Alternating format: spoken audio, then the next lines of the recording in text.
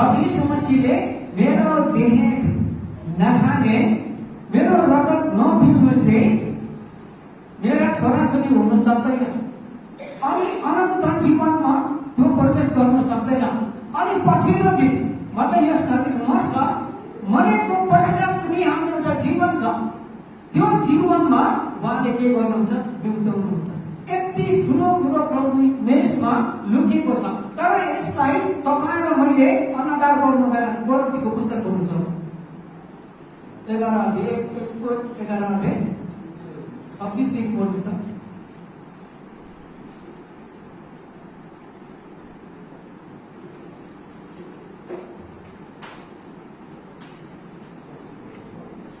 किनभने जहिले जहिले तिमीहरू यो रोटी खान्छौ र चौराबाट पुग्छौ, वहाँ नआउने तिमीहरू प्रभुको मृत्युको प्रचार गर्दछौ।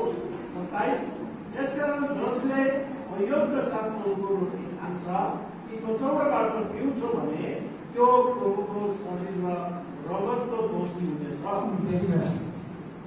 अब यहाँ हामी वचनमा के भन्दैछ? मैले होइन है, परमेश्वरको वचनले पौलुसले मण्डलीलाई यहाँ के भन्दैछ भने पौलुस निर्दोष हुन चाहँदैछ। पौलुस मण्डलीबाट त्यो हिलोमा झाँकिन चाहँदैन। यसै कारण उहाँले शिक्षा दिइरहेको छ। तर हामी चाहिँ न्याय गर्नु हुँदैन अरे, छुट्याउनु हुँदैन अरे, यस्तो तरिकाले हामीले कतिवटा सिद्धान्तहरू ल्याउँछौँ। तर रोमी 14:12 के भन्छ भन्दाखेरि तपाईँ पढ्नुहोस् त। यसैले हामी हरेकले परमेश्वरलाई आफ्नो आफ्नो लेखा दिनुपर्नेछ। हामी हरेकले परमेश्वरमा लेखा दिनुपर्नेछ। अनि यसै कारणले मलाई यति डर लाग्छ, मैले यो कुरो भन्नुपर्छ। यदि तपाईँ विश्वासी हो भने तपाईँले पनि आफ्नो छिमेकीलाई, आफ्नो साथीभाइहरूलाई त्यो कुरोहरू तपाईँले बताउनुपर्छ। त्यो बताएको कुरा जीवनको पुस्तकमा तपाईँमा लेखिएको हुन्छ। र त्यसै कारणले हामी के देख्छौँ भन्दाखेरि चाहिँ लिनुभन्दा अगाडि पाउलले मण्डलीलाई के भन्दैछ भने अयोग्य स्थान नलिनु, अगर लिन्छ भने तिमी दोषी ठहरिन्छ। अनि हामीले यसरी खेल्न थाल्छौँ नि, खेल्न चाहिँ गर्छौँ। पास्टरलाई केही पनि हुँदैन, तपाईँको छिमेकीलाई पनि केही हुँदैन, तपाईँको गाउँमा पनि केही हुँदैन। तर तपाईँको जीवन पत्तान भएर जान्छ, पत्तान। अनि तपाईँले सोच्नु भएको कुरा, तपाईँले कामना गर्नुभएको कुराहरू तपाईँमा आउँदैन, हुन जाँदैन। अनि त्यो कुरोले हामीलाई कहाँ नाश गर्छ भने प्रभुको सेवकसँग भेट गराउँदैन, सङ्गतिमा हामीले त्यसै त्यो देखाउटी मात्रै हामी गर्छौँ।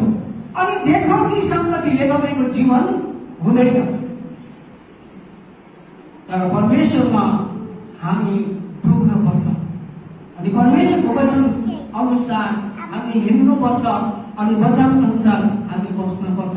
तब मात्र परमेश्वरको आशिष तपाईँ र मेरो जीवनमा आउँछ।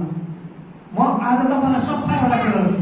म क्लास 3 पढ्ने मान्छे, अनि म गरिब मान्छे। मैले प्रभुको सेवा कसरी गर्नु, अनि मैले बोलेको कुरा कसले सुन्ने, मलाई यो कट खान्थे।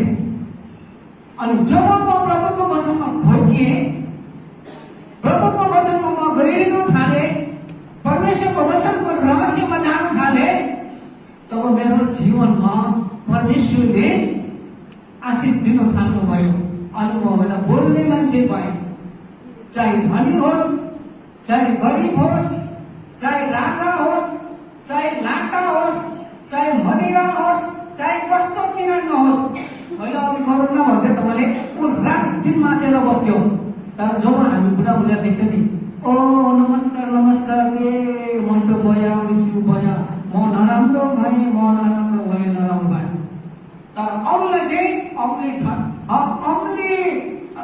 ढाडो गरेर त्यहाँ मान्छेलाई गाली गरेको हल्ला गरेको तर हामीलाई देख्ने बित्तिकै उहाँले सहन पर्ने तर सहन परे के गर्नु मदिनालाई उसले खाइसकेको अनि जुन लामो समय जिउनु पर्यो लामो समय पनि जिएन अनि आज मण्डली यो कुरो तपाईँ र मैले सिक्नुपर्छ अनि आज खाने देउने खाइहाल्यो नखाने पनि त्यहीसँग गाँजिएर बस्छ दुःख लाग्दो कुरा